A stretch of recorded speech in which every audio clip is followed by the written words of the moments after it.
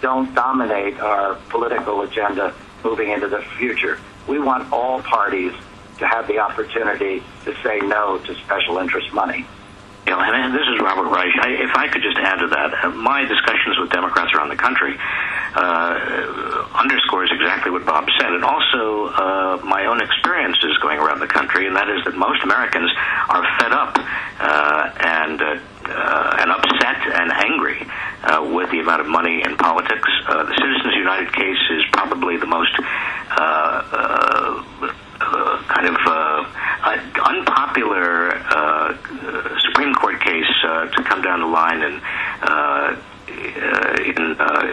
in many years, and across the country, when Democrats or politicians generally talk to groups, talk to the public about the importance of getting money out of politics, and also the absurdity of describing corporations as people with First Amendment rights, the response of the public is overwhelming. Democrats and many Republicans understand how critical this entire issue is and how important public financing is. Operator, next question. Your next question comes from the line of Shannon Travis. Hi there. Just a quick follow on a question from earlier. What would you say to critics who say that efforts like these from your group is really just a way to kind of target or demonize the Koch brothers, much in the way that some conservatives try and target, say, George Soros or other wealthy donors who are aligned with Democratic causes? This is Bob Edgar. Others may have a comment. I would just say, demonizing is an interesting word. What we think we're doing is shining light on this issue. We enjoy the give and take and respect other points of view. But we think that because of the impact that the Koch brothers have had and will have on politics moving forward, particularly in light of their ability to now use corporate treasury dollars across the country in political campaigns, that impact is going to be negative for all of us. If people disagree with that, let them put their arguments forward. That's fine. That's what democracy is about. Unlike the United States Senate that gets filibustered on the front end of the process, we think that we need and have a responsibility to research and investigate. Let me just give you an example. Last week, as part of this effort, we sent a letter to Holter at the Justice Department asking him to investigate the conflict of interest of Scalia and of Thomas. We did that because we had learned that they had both attended the meeting. In our research, we discovered that Justice Thomas had inaccurately filed his financial statement. We weren't planning to unleash that effort, but we came across the fact that he checked none in the box in terms of spouse employment and spouse salary. 3 days later, he amends 13 years of his financial disclosure. That was an unintended response to this effort, but one that shines light on the workings of the Supreme Court and the workings of Justice Thomas, trying to fill out a simple financial reform, but filling it out inaccurately. We think that investigative efforts, like Lee's efforts on the Koch brothers and others, are very helpful to the general public and the general debate. If we're wrong, tell us we're wrong, show us where we're wrong, to modify our position. We would hope that the folks that are operating what we see as a negative way against the will of average, ordinary people would also admit from time to time that they are using the system in an inappropriate way. But there is an acknowledgement that this is also happening from Democratic or liberal-leaning groups as well. Someone remarked earlier that the difference here is that in terms of the volumes and amounts. So is this some kind of tacit admission that the Koch brothers or conservative causes are doing better at promoting their interests? Oh, can we answer this? I mean, that's kind of silly false equivalency. There's a difference when you have groups like the Koch that are funding groups that specifically help their self-interest and their bottom line. Koch is one of the biggest polluters in America. They have manufacturing plants which contribute to global warming. They have high carbon-intensive fertilizer plants. They have one of the most carbon-intensive refineries in the country in Rosemont, Minnesota. So they, of course, don't want people to believe in climate change. That's one of the reasons they're funding the largest network of climate deniers in the country.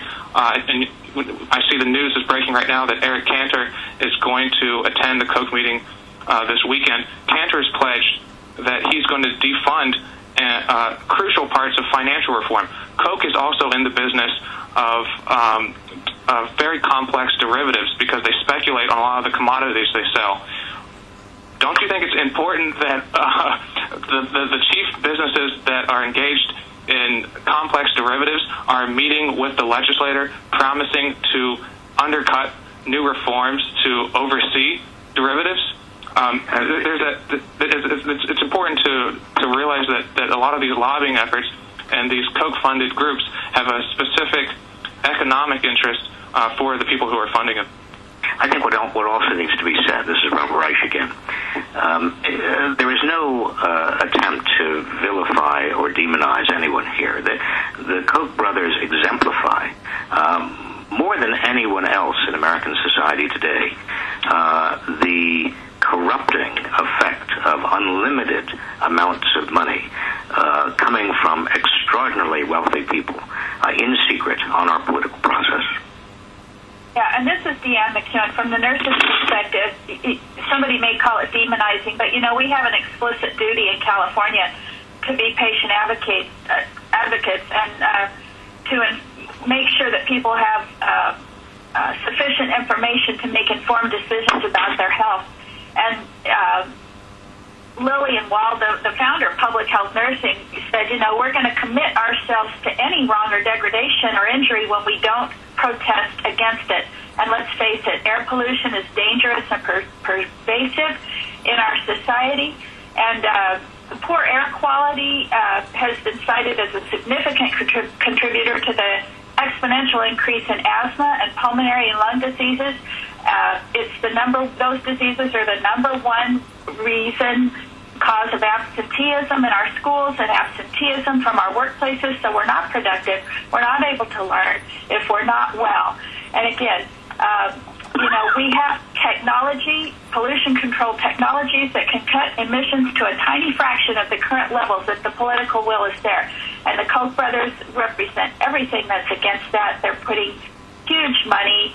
They funded Prop 23, the Toxic Twins Polluter Protection Initiative that would have repealed our greenhouse gas law here in California. So, from a public health perspective, getting the information out there about who these people are that are working against their interests. The air we breathe is the air we share, and no one has the right to pollute that and sentence our future generations to a lifetime of misery and suffocation. I work with people that gasp for air every day, and it's the number one contributor to mortality in hospitals when patients come in sick with any other illness or injury. If they've got pre-existing or concurrent lung disease, they suffer from complications and die at a much higher rate than those that don't have it. And that is on the rise. Those diseases are on the rise, specifically tied to lung cancer, asthma, respiratory diseases. So,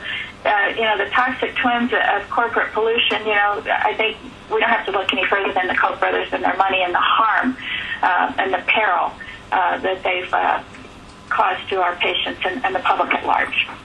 This is Bob Edgar. We'll take one more question, but before we do, let me just give everyone my email address, which is redgar@commoncause.org.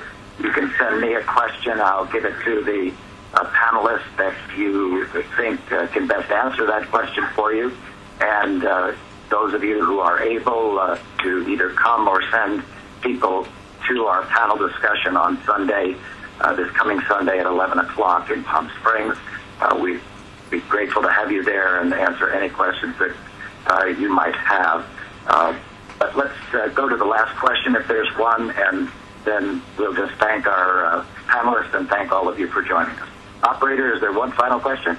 There are no further questions. Okay. Best wishes to everybody. Hope you have a good weekend and are not stowed in. And thank you to the panelists and thank you to all the reporters who have been on the call. This ends the conference call at this time. Thank you, Bob. This concludes today's conference call. You may